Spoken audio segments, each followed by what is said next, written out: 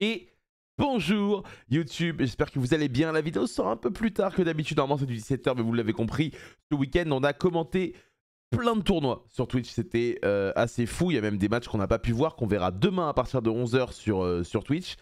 J'espère que vous avez passé un très bon week-end pour ceux qui ont fait le pont et qui se sont reposés. Sachez que si vous êtes reposé et que vous n'avez pas vu les tournois, j'arrive avec les 4 decks qui ont fait top 4 tout simplement à l'YCS de Providence. Je rappelle un peu comment ça s'est passé. 1572 joueurs étaient réunis en direct des États-Unis pour s'affronter avec la nouvelle extension dans le même format que le championnat de France qui se déroulera dans 20 jours. Alors j'ai des petits yeux évidemment, vous vous en doutez, j'ai pas mal bossé ce week-end. Et donc on va pouvoir regarder ça ensemble.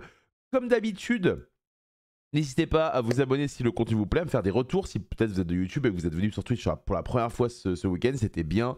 Parce que c'est vrai qu'il y a beaucoup de temps d'arrêt entre les matchs et tout, c'est pas forcément facile.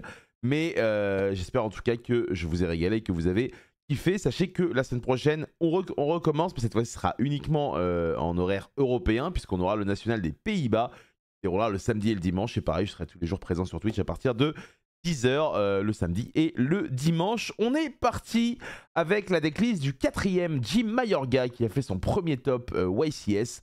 Le YCS c'était exceptionnel parce que hormis Jim, il n'y avait que des joueurs extrêmement expérimentés avec beaucoup de titres dans le top. Donc Jim, il nous jouait Mitsurugi pur. On voit ici qu'il a les 3 monstres rituels dans son deck ainsi que 3 copies de Haramasa. Il a même le petit Wuzu qui est le Lock Reptile directement dans son deck. Il va mettre également la magie rituelle que tout le monde ne joue pas, qui est sortie en commune récemment. 3 rituels Mitsurugi, 3 prières, 1 Magatama. 3 pré-prep étant donné qu'on joue la magie rituelle. 2 pots d'extra étant donné que vu qu'on est souvent Lock Reptile, notre extra ne nous sert pas à grand chose. 2 PTT et surtout la force évidemment de Mitsurugi pur par rapport aux autres decks, c'est qu'on n'a pas de light, donc du coup on peut jouer Impulse qui est une des meilleures cartes évidemment du format. Petit truc très intéressant dans son deck, il dispose évidemment de X8 avec le numéro 38 qu'il peut largement faire puisque du coup il va avoir beaucoup plus de rituels sur le board. Il dispose également de 2 IP et 2 SP. Alors pourquoi il en met 2 de chaque? Tout simplement parce qu'il joue pas d'extra. Et donc globalement il a un deck ici qui est très sympa. Au niveau de ses free spots, donc les choix de ses hand traps, c'est assez intéressant. Il a décidé de jouer que des Mulcharmy. Il n'a pas une seule Ash Blossom dans son deck. Donc son deck est vraiment très intéressant. Vous l'avez compris, les Mulcharmy vont être très populaires dans le format qui arrive. C'est pour ça qu'ils sont explosés en prix, excepté le Fuvalos qui a été reprint. Et donc ici on voit que notamment Jim a choisi d'en jouer 7. Globalement au niveau de son side deck, il n'y a pas grand chose d'original, hormis le trancheur gordien. Je sais que beaucoup de gens dans le chat me disaient que cette carte devrait être considérée et ne pas être négligée. Clairement, voilà, elle a déjà fait son premier top YCS dès le premier tournoi. On voit comme d'habitude des drolls, des lancers, des board breakers et des cartes pour améliorer notre Go First avec le petit Mischief of the Gnome qui est très efficace contre Mitsurugi puisqu'il change le niveau des monstres. Donc du coup, bien joué à Jim pour cette decklist. Ensuite, deuxième jour au top 4, c'était le champion continental américain qui a gagné l'année dernière, l'équivalent de l'Europe et aux États-Unis, Aditya, qui a perdu en top 4. C'est le seul Malice. Beaucoup de joueurs attendaient que Malice découpe le tournoi. Souvent, c'est le seul qui a réussi à se hisser en top 4. On a énormément de choix très intéressants. Déjà, on a 5 Mulcharmy en main deck avec 3 Purulia et 2 Fuvalos seulement, donc il donne beaucoup de valeur à Purulia. À côté de cela, on voit qu'il joue GWC. On a vu qu'il y a beaucoup de débats en ce moment sur les États-Unis parce que énormément de joueurs ne la jouaient pas. Et il ne joue pas le nouveau monstre lien Akkad Talker, donc le monstre qui est sur la boîte d'intuition d'Alliance. À le contrario, il va jouer le topologique Bomber Dragon qui va lui permettre de faire des Raigeki pendant le tour adverse. Il a d'autres choix également très intéressants en side deck. Il a renforcé son Go First avec 2 Aimitsu en plus de façon à être sûr à tout faire pour ne pas briquer. Il a le TTT et le Call By. Et pour son Go second, il a fait un choix que peu de joueurs ont fait, en tout cas parmi les meilleurs. Il a le Fantasme qui peut être très efficace contre des decks liens. J'avais vu sur YouTube, dans ma tier list de hand trap, j'avais pas mis Fantasme effectivement. Et du coup, vous m'en aviez parlé, vous me l'aviez un peu reproché à raison. Et du coup, on voit ici que la carte a évidemment sa place contre certains decks. Et du coup, c'est un léger oubli de ma part. Je m'en excuse pour le bref aparté. Autre choix intéressant ici, il a maximisé les copies de Chatchessie et du Lièvre. Le Lièvre, ça me choque pas. Chatchessie, il y a beaucoup de gens qui en jouent 2. Il a décidé d'en jouer 3. Il veut vraiment avoir le maximum de cartes avec le nom Malice dans le deck. Pourquoi pas? Et évidemment, il a la nouvelle Malice in the Mirror qui est très intéressante. Donc bravo à Aditya pour son top 4.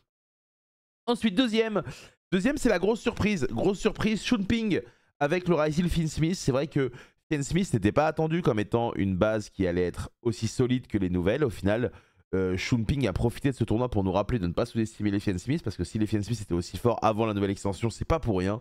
Donc du coup, lui, il a décidé de continuer avec Ryzeal Smith. Chose intéressante du coup dans son deck, il a 2 Lacrima au lieu d'une. Il joue 7 Mulcharmy dans son main deck, avec quasiment 20 hand traps si je me trompe pas. Il a 7, 10, 13, 15...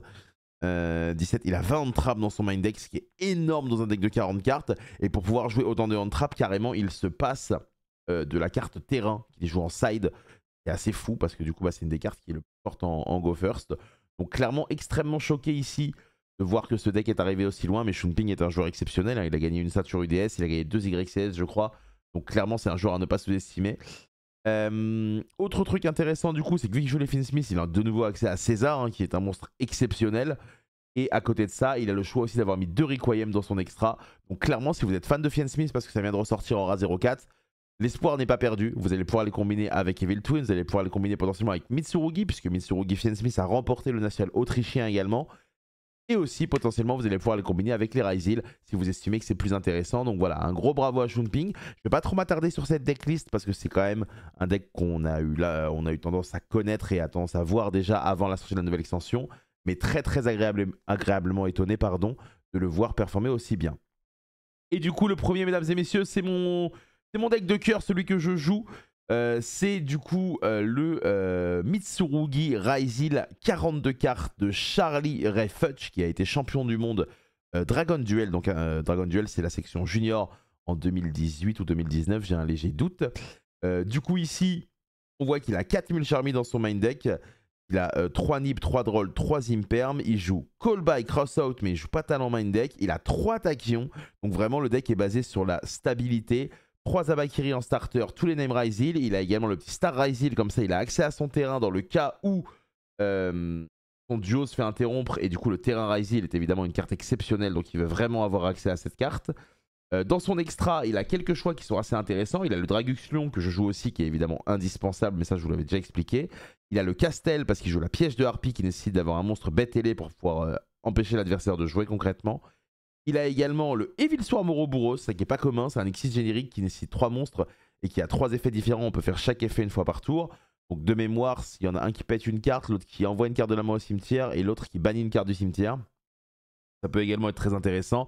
Et on le voit, hein, l'extra deck est pas simple à faire, il y a très très peu de place. Lui, il a choisi de jouer que Dynamundo en lien. Il y en a certains qui jouent IP plus SP. Il a même pas mis le 38 du coup parce qu'il n'a pas la place. Et donc du coup, c'est très très intéressant de voir ça. Dans le side, cette petite tech de la piège harpie est évidemment extrêmement intéressante.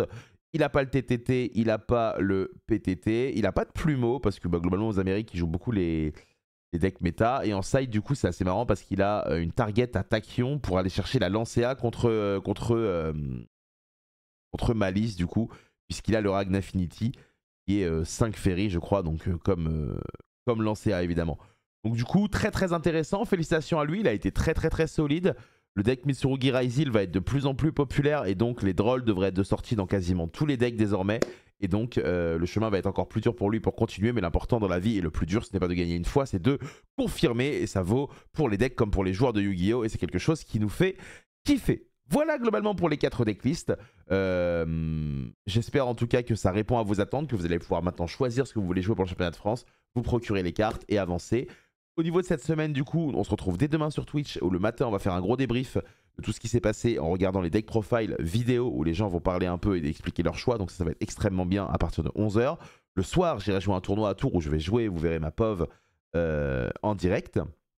Et sinon, on se retrouve du coup jeudi, vendredi en live sur Twitch. Samedi, dimanche, on va commenter le national des Pays-Bas. Donc vraiment beaucoup de choses à faire. Et pour ceux qui viennent que sur YouTube, une vidéo évidemment tous les jours jusqu'à vendredi à 17 h.